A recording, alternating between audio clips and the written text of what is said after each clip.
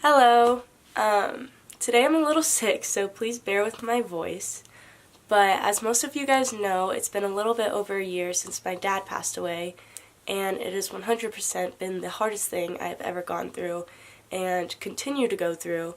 So I thought it would be a good idea to share some of the things that helped me grieve this past year and that keep helping me grieve.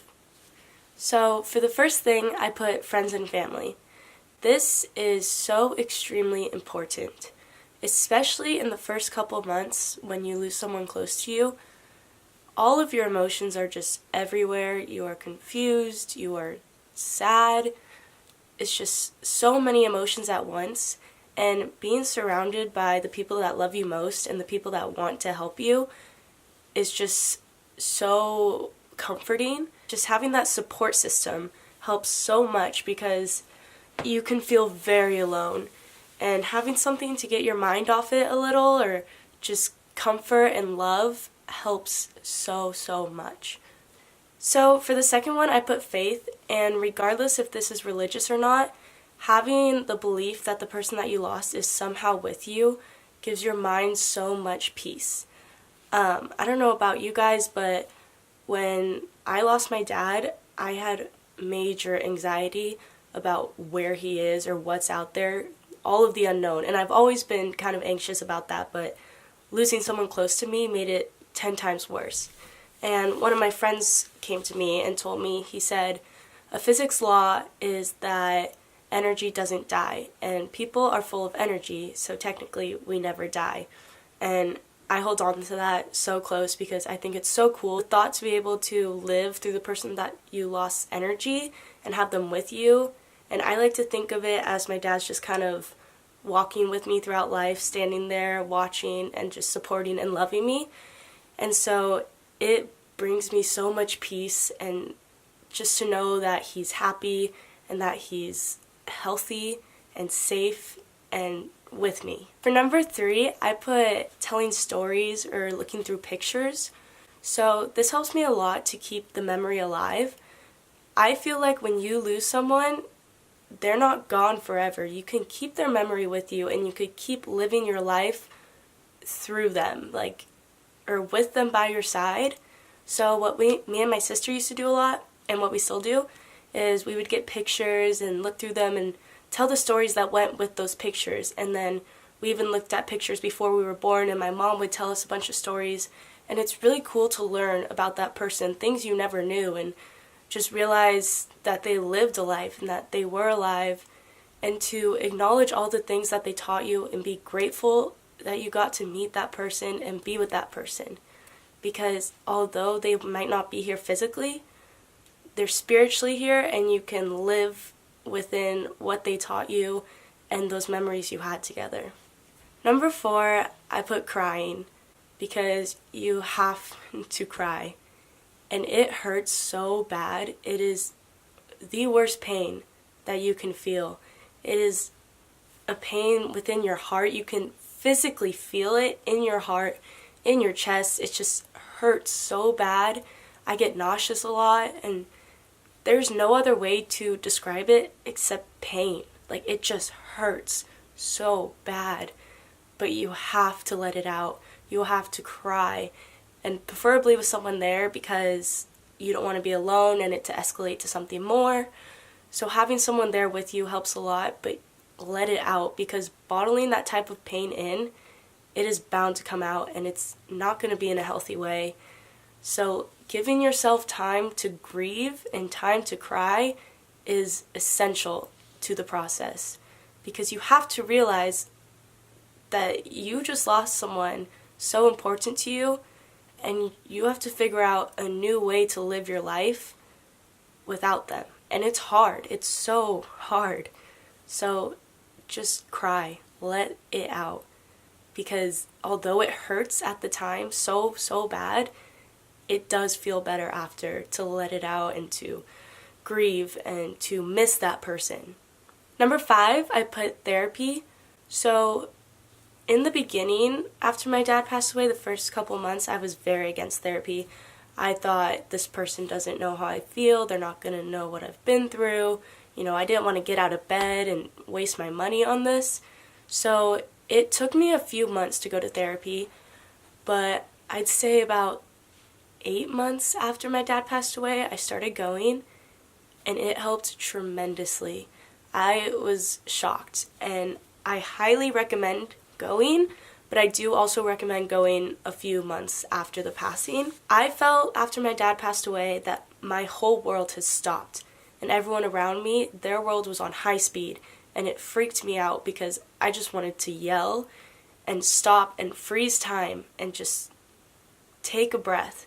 And in therapy, it's like your 1 hour window to do that, and you get the time to just let out your feelings, stop time for a little bit and just talk to someone. Not only do you get to stop time, but you get to work on the things that you're struggling with. They give you tools and exercises to help with anxiety or whatever other emotions you're feeling, and figure out what I'm feeling and why I'm feeling this way, and that it's so normal to feel this way. Because a lot of times I scare myself with my thoughts, and I'm like, why do I think this? And then my therapist would tell me, like, it's so normal, like, you're not doing anything wrong. The sixth thing I put was getting a book or journaling. So I actually got this book called Progressing Through Grief. It looks like this, and it's by Stephanie Jose, and it's on Amazon for like $10, I think, super cheap, and it is so helpful. So it has these sections where it's like understanding grief, emotions and reactions for grief, and you just read through it, and there's different stories, and then they have a journaling through grief, which I very much like.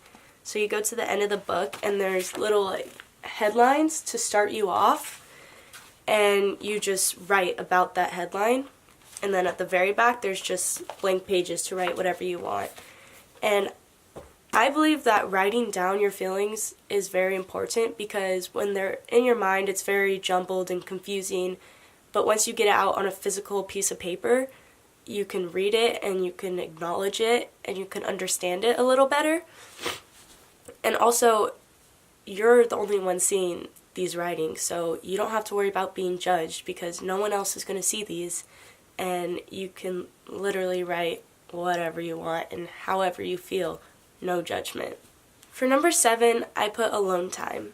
So through the grieving process, a lot of sadness hits, and it's very hard to get out of bed and live your everyday life again. You can't just go back to normal because your normal has changed. But you do need your alone time, but you have to be careful not to make it an everyday thing to where it becomes unhealthy. It is necessary to take days off and be by yourself and let yourself grieve, and maybe pick up a hobby that helps you put your emotions out. Just create something or write something or draw, whatever it is that helps you express your emotion and your pain and your love for that person, I think is very important. So take your alone days, but don't let it be every day. For number 7, I put music, because music has always been something that helped me through so many things, and I actually made a playlist, and it just has all his favorite songs on it, songs that we used to jam to, and other songs about losing someone. So I think it's really nice to listen to that playlist and kind of remember the memories I had with my dad while listening to those songs. And I also think it's really cool when someone writes a song about losing someone, because they took their pain and they made a beautiful thing out of it. They made a song, and I think that's so beautiful how someone can take that and just make art. So it makes me really inspired by what I've been through to create. For number 9, I put keeping their belongings. A lot of people do say if you keep the person that you lost belongings, your grieving will never end, but I 100% disagree. I think it's almost necessary to keep some belongings at least.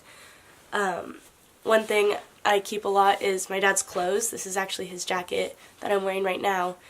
And I have some clothes that I put aside that are really important to me or have a special meaning behind them.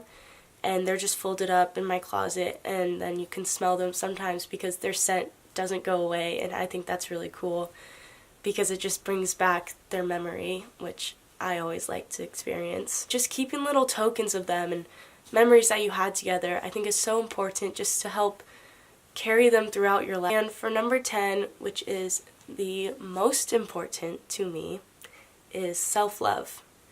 A lot of times when you lose someone, you lose yourself. And it's hard to get back, and it's hard to understand how you're going to continue to live without this person.